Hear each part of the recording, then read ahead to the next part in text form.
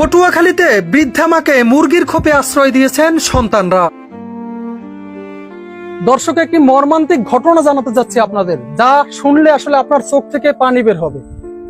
আপনি নন, শুধু যে কোনো হৃদয়বান মানুষের চোখ থেকেই পানি ঝরবে। বলা হয়ে থাকে মায়ের পায়ের নিচে সন্তানের বেহেশত, কিন্তু সেই মায়ের প্রতি যখন এরকম অবহেলা করা হয়, জন্ম দিয়েছেন যিনি, সেই মাকে যদি এরকম একটি মুরগির খোপের মধ্যে আটকে রাখা হয়, তাহলে যেন আল্লাহর আরশ কেঁপে ওঠে, সন্তানের জান্নাত যেন হারাম হয়ে যায়।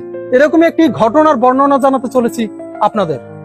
যে মা বাড়ি বাড়ি ভিক্ষা করে সন্তানদের লালন পালন করে বড় করেছেন, সেই গর্ভধারিণী মায়েরই আজ আশ্রয় হয়েছে মুরগি রাখার খোপে। বৃষ্টির পানিতে ভিজে যাওয়া এরকম স্যাঁতস্যাঁতে পরিবেশেই দীর্ঘ বছর যাবৎ বসবাস করছেন জনম দুঃখিনী মা। মুরগি রাখার এই খোপটিতে নেই কোনো কাঁথা কিংবা বালিশ, এমনকি হাওয়া বাতাসও চলতে পারে না ঠিকঠাক।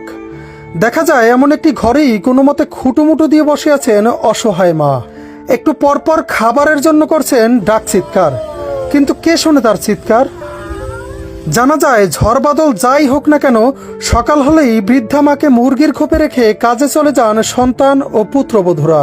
এ সময় তাদের থাকার ঘরটিও রেখে যান তালাবদ্ধ। নিরুপায় হয়ে খাবারের আশায় নরবরে শরীরখানা নিয়েই এবারে ওবারে ছুটে বেড়ান জনম দুঃখিনী মা। সম্প্রতি পা পিছলে আছাড় খেয়ে মাথা ফেটে যাওয়া সহ হাত ভেঙে গেছে বৃদ্ধা মা নূরজাহান বেগমের। সারাদিনের যন্ত্রণায়ও ছটফট করছেন তিনি।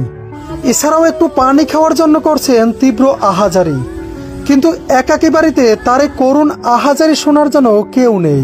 কারণ আদরের ছেলেরা যে ঘর তালাবদ্ধ রেখে সকালবেলায় চলে যান এদিক সেদিক, ফেরেন আবার সন্ধ্যায়। সম্প্রতি বন্যা হওয়ার কারণে জোয়ারের পানিতে থই থই করছে নূরজাহান বেগমের খোপটির চারপাশ। এতে যেন তার মধ্যে কাজ করছে এক অজানা আতঙ্ক। দুঃখজনক এমন ঘটনাটি ঘটেছে পটুয়াখালী সদর উপজেলার লাউকাঠি ইউনিয়নের দক্ষিণ লাউকাঠি গ্রামে। অবহেলিত বৃদ্ধা মায়ের দুই সন্তানদের কাছে এ বিষয়ে জানতে চাইলেও তাদের কোথাও খুঁজে পাওয়া যায়নি। 10 মাস 10 দিনের তীব্র কষ্ট, প্রসব বেদনা, নিজে না খেয়েও সন্তানকে খাওয়ানো, ছোট থেকেই আদর যত্নে সন্তানদের শখ আহ্লাদ পূরণ করে বড় করা, এত ত্যাগ স্বীকার করেও মা নামক জান্নাতের টিকিট কি শেষ বয়সে এসেও একটু যত্নের ভাগীদার হতে পারেন না? অবশ্যই সন্তান হিসেবে আজীবন মায়ের প্রতি আদর যত্ন ও ভালোবাসা আমাদের নৈতিক দায়িত্ব ও কর্তব্য। এজন্য প্রয়োজন আমাদের মানবিকতা বোধের। শিক্ষিত হওয়ার আগে প্রয়োজন মানুষ হওয়ার, তবেই পৃথিবী হবে আরো সুন্দর, শান্তিময়। সোহাইব মাকসুদ, নূর নবী, পটুয়াখালী নিউজ।